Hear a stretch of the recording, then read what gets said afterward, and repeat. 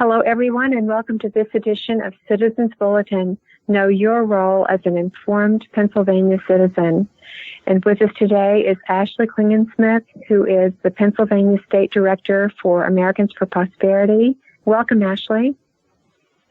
Hi, Susan. Hi, listeners. It's great to be back. How are you? Well, we're doing well and hope that you are too, and I'm really looking forward to what you have to share with us. These are extraordinary times in which we find ourselves.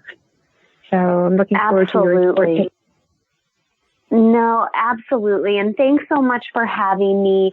I want everyone in the audience to know that you are in our team's thoughts and prayers, and your wellness is very important to us. And so we just want to let you know a little bit about and update you with some information that we have been providing to elected officials, both at the state and federal level, over the past few weeks, and just let you know about some of the opportunities that you can engage with to remain connected to our chapter.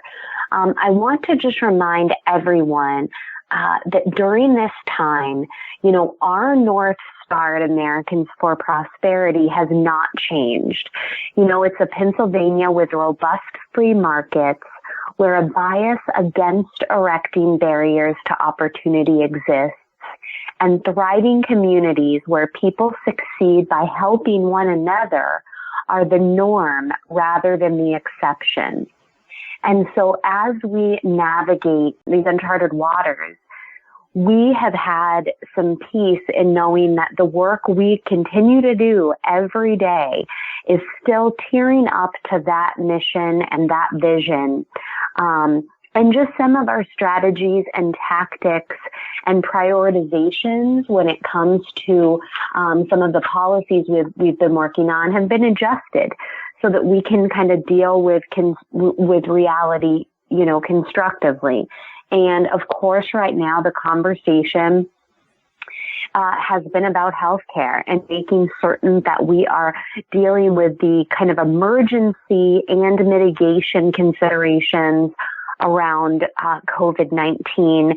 And then that we're looking ahead toward what type of recovery efforts will be considered in Harrisburg and DC alike. And so as we've had that ongoing conversation with our team and with grassroots activists across the state, I just want to remind all of the listeners that we have a full team on the ground who operate 365 days a year to ensure you stay connected with what we are doing.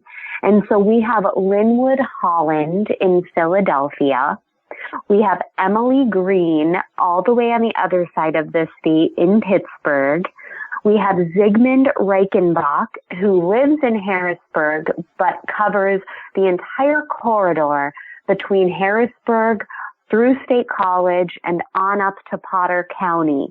So he has a very large kind of region, but serves activists, like I said, from the north central corridor of the state down to the south central corridor. And then we have Phil Creation up in the Scranton, Wilkes-Barre area. And last but not least, we have our Director of Grassroots Operations, Larissa Gunn, who lives in Harrisburg, but commutes all over the Commonwealth to make sure that our team is supported in the way they need and with the resources they need in order to effectively activate all of you. And so what I want to just let everyone know about is a couple of upcoming events. Our team is still working full time, and we have not put the brakes on in any way around our activity and ability to engage with you. It just looks a little different, and it's done largely right through digital means and virtual means. But we started a town hall type event that is called our Fireside Chat. And we're doing that through Zoom and through Facebook Live. And so there's a whole series of those events that are going to be happening. We kicked it off last Monday, a week ago, with an incredible conversation with a physician who's doing some innovative things in the Pittsburgh area. And kind of just cutting out insurance and taking people. It's a cash business, very interesting. But we're going to have a lot of those chats happening across the coming weeks. And so we just had one Friday night that featured Zygmunt having a discussion about kind of why now more than ever considerations around, green energy initiatives that will increase our energy costs is not the right path forward for Pennsylvanians. And so, that was a really, really neat event and a good conversation. And so if you want to get plugged in, the best way to do that is to like us on Facebook at PAAFP. If you just search that, you'll find us. And on Twitter by searching at AFP Pennsylvania. So for Facebook, that's at PAAFP. And on Twitter, that's at AFP Pennsylvania. And you will see when fireside chats are coming up and when they're scheduled for on, actually in a couple days. On Wednesday, we have a happy hour conversation where we're going to be joined by activists from AFP New Jersey, just to kind of talk about what struggles they're facing and see if we can help in any way and connect them with resources that are helping fill some of those needs that are happening in communities. Also tomorrow, we have an educational opportunity fireside chat that's on the 31st. And so we hope people will tune in for that, where we're going to talk about resources for parents as they work in this new space of being their children's principal educator in some cases. And so I just encourage you to please go ahead and like and follow our Facebook page and our Twitter page, because that is where you're going to get the most up-to-date information about events that are happening. And then we also launched last week a Training on the T's series through our foundation. So every Tuesday at noon and every Thursday at 7 p.m., we are going to join Mountain State, West Virginia residents, and we're going to join Garden State, New Jersey residents for an online training around various different issues. We're going to cover everything from energy policy to education policy to healthcare policy. And so those are our insight to action forums that our Grassroots Leadership Academy has offered for quite some time. But they're going to be available online. And so all you need to do to register is simply shoot us a message on Facebook or on Twitter or through email info@afphq.org. And we will we'll connect you with the registration links for those opportunities. But what we hope you understand is that we are staying as connected as ever to you. We are planning a really interesting digital and virtual lobby day around some of the things we're about to talk about. So again, stay tuned for that. And we look forward to hearing from you. But I wanted to let everyone know that in Pennsylvania, we are uniquely positioned to continue to advance legislation during this kind of period of unknown during the navigation of the coronavirus pandemic. And, you know, our House on March 16th and our Senate on March 18th both acted to pass rule changes that allow members to vote remotely. And so one of the things that the majority leader of the state house, Brian Cutler, said was that he planned to continue operations in the House. And one of the things that the leader of the Senate, Senator Corman, said, actually he pledged, was that they are going to continue to vote remotely when they deem it appropriate to do so. And if they exercise that option, they will only be voting on bills that are related to the coronavirus and the current pandemic. And so that brings me to where we are with some very critical bills that are timely right now as we navigate this new landscape. So one of the bills we've talked about on the program before is nursing scope of practice. And there is both a House bill and a Senate bill. But the Senate bill, Senate Bill 25, sponsored by Senator Camera Bartolotta, passed the Senate last summer on a margin of 45-6, which is pretty overwhelming. And at that time, it was referred to the House Professional Licensure Committee. This has not seen any movement since the day it was referred. And so we want to encourage people that right now, more than ever, we need to focus on supporting patient-centered healthcare reforms that expand the supply of medical care so that folks can get better health care at a lower cost immediately. And so scope of practice is one of those reforms that will expand the availability of quality care and drive down costs. Right now, we have several restrictions on advanced practice nurses. And it really blocks these individuals from fully utilizing their medical training. 22 states have already passed legislation like this, and Pennsylvania needs to finish that pursuit and get this bill passed through the House and get it to the governor's desk. It's going to, ensure basically that those individuals that might be living remote from a physician's office really have the opportunity to be seen by someone like a nurse practitioner and be able to get care that's just frankly more efficient for them. And there's a lot of parts of the state that would benefit from this straight away. And our primary care needs are only growing as our population ages. And so, I think a recent study showed that over 540,000 Pennsylvanians reside in communities that have a shortage of physicians. And so for those individuals, compounded by the fact that they might be in that retiree category, we just shouldn't be placing more burdens on them than they might have with just, their distance from a physician.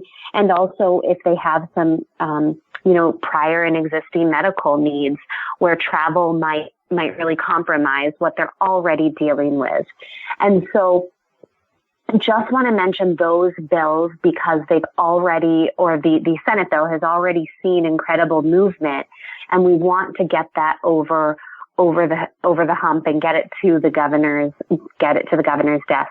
Another issue here in Pennsylvania that we have been talking about for the past couple of weeks is the fact that certified registered nurse anesthetists are actually not recognized for the amount of education and experience they have.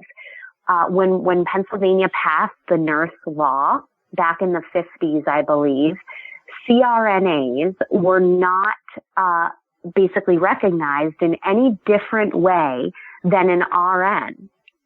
And so consequently, they have incredible hoops to jump through when these healthcare professionals simply want to deploy for a humanitarian effort or cross state lines if there's a need. And so right now you see a lot of CRNAs who maybe worked for example, a plastic surgeon's office or an oral surgeon's office, where elective surgeries are on hold because the CDC has asked for that to happen, and these sorts of offices are adhering to that suggestion. And so these nurse anesthetists could be deploying elsewhere to help in neighboring states where states of emergencies have been deemed to be, how their state is operating. But because our CRNAs do not have title designation here, when they go over, let's just say, to Ohio and try to help at a clinic that's in need, they can't even prove that they have a license that enables them to do the things they've been trained to do after almost a decade of experience and education. And so this is a very technical change that's just needed in the law that would free these individuals up to be able to practice without jumping through so many hoops. And so this really is a matter of a technical change in the language of the law. And, the good news is a Senate Bill 325, has passed the Senate by a margin of 49-0. This happened last summer, so there was zero dissent. It was also referred to the House Professional Licensure Committee at that time, where it currently, remains. And so that's kind of the second of the three big healthcare issues. And then third is telemedicine. Here in Pennsylvania, we need to have clarity around what telemedicine is, how it can be reimbursed, and who can administer it. And there's a whole lot of lack of clarity around that because we haven't passed a telemedicine bill. Senate Bill 857, sponsored by Senator Vogel, passed the Senate by a margin of 47-1 and passed the House by a margin of 111-17. But it had some amendments in the House, and so now basically both chambers are trying to find consensus on what amendments can be agreed to, in essence.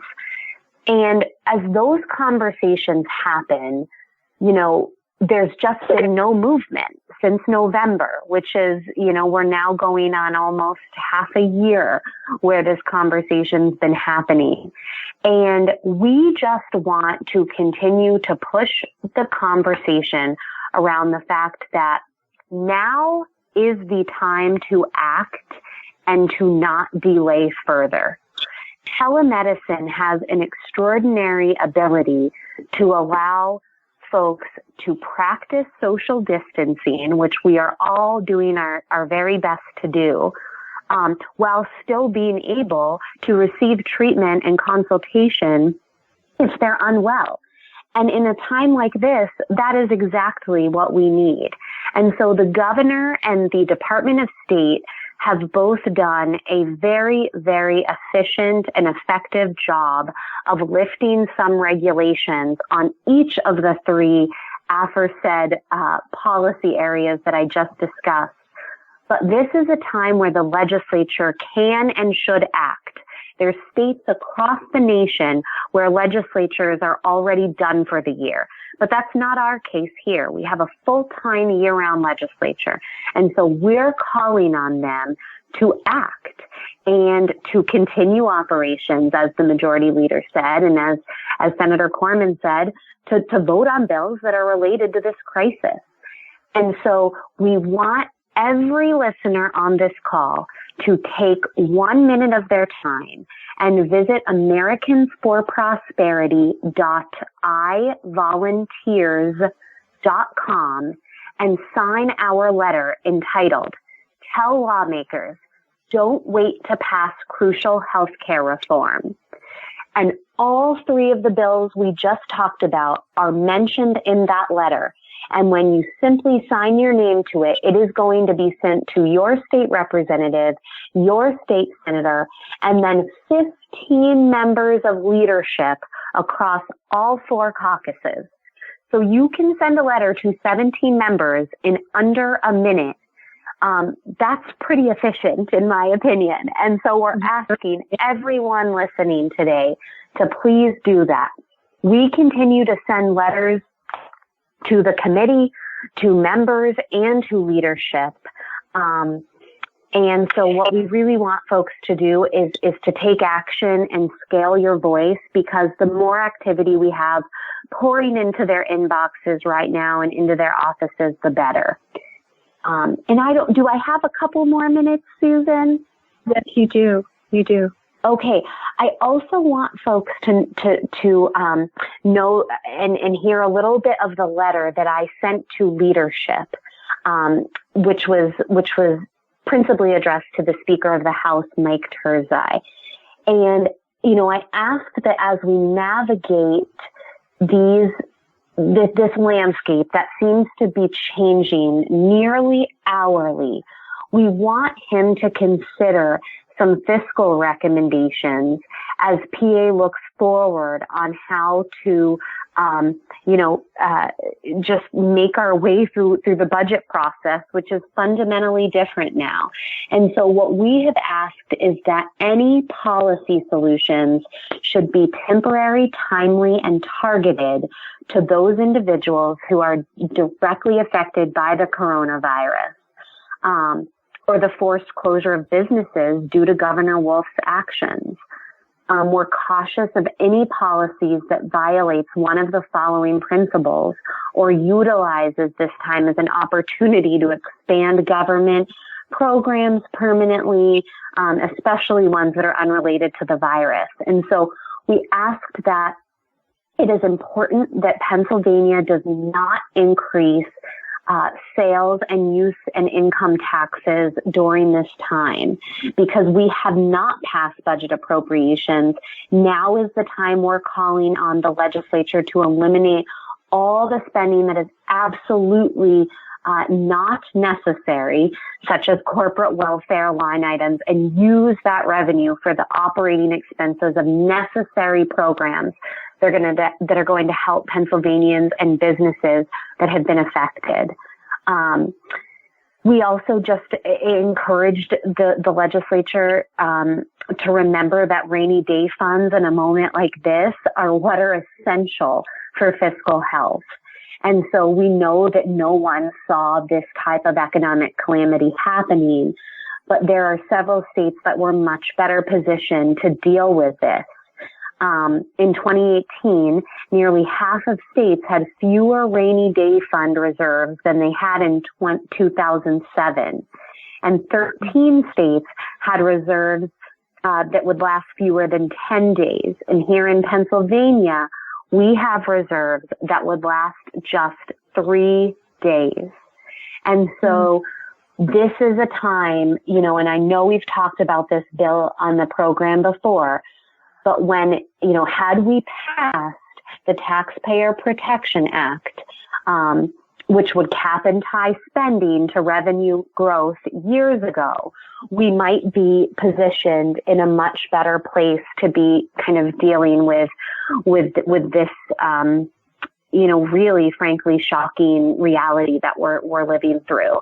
And so we're going to continue to make sure leadership understands what we and our activists want to see happen when it comes to budgeting around this crisis. And, there will be an end, and God willing, and we will navigate recovery. And we just want to be sure that some of these considerations are really given the utmost respect by the legislature. So in the meantime, I just want to reiterate, every listener, please take just 60 seconds of your time. Visit americansforprosperity.ivolunteers.com and sign our letter entitled "Tell Lawmakers, Don't Wait to Pass Crucial Healthcare Reform," so that they understand that they are uniquely positioned as a full-time legislature that took the dramatic measure to be able to vote from home and vote remotely during this crisis, that they can act and lift some of the regulatory barriers and licensing barriers that currently exist for our healthcare officials to serve Pennsylvanians in the most least arduous fashion possible. So now is really the time. We don't want them to wait. We don't want them to delay. And we need your help in making sure they understand both the opportunity and exigency of action. Well, Ashley, thank you. This is wonderful information. Necessity is truly the mother of invention, and you at AFP, all of you at AFP have come up with some wonderful ways to keep everything going and operate remotely and involve possibly many more people, actually. And then these healthcare bills are extremely important. I hope everyone will take to heart your admonition and your encouragement to do something about this. And I also invite listeners to go to our website, to the podcast afterwards, to go over this because so much information was given. Thank you, Ashley. It's wonderful. No, absolutely. And just remember that, we have here in Pennsylvania positive policy solutions to solve some of the gaps that exist. And so, these three bills that I mentioned are incredibly transformative right now in the midst of what we are all facing. And so there is an opportunity to make a real difference by joining us in the pursuit of grassroots lobbying. And at the end of the day, what we do is impact the conversation that's happening around that key institution in society, which is government. But we can't do it without you. And so, yes, please visit that action center at americansforprosperity.ivolunteers.com. Wonderful. Thank you so much, Ashley. This has been a great report. Again, everyone, you've been listening to Ashley Klingensmith, who is the Pennsylvania Director for Americans for Prosperity. And we thank you so much, Ashley, for the work you're doing, and pray that you will be well and that all of your team will remain well and your families. The same to you, Susan, and all of the listeners out there. Thank you so much, and thank you, everyone, for listening today to this edition of Citizens Bulletin. Please join us again next time.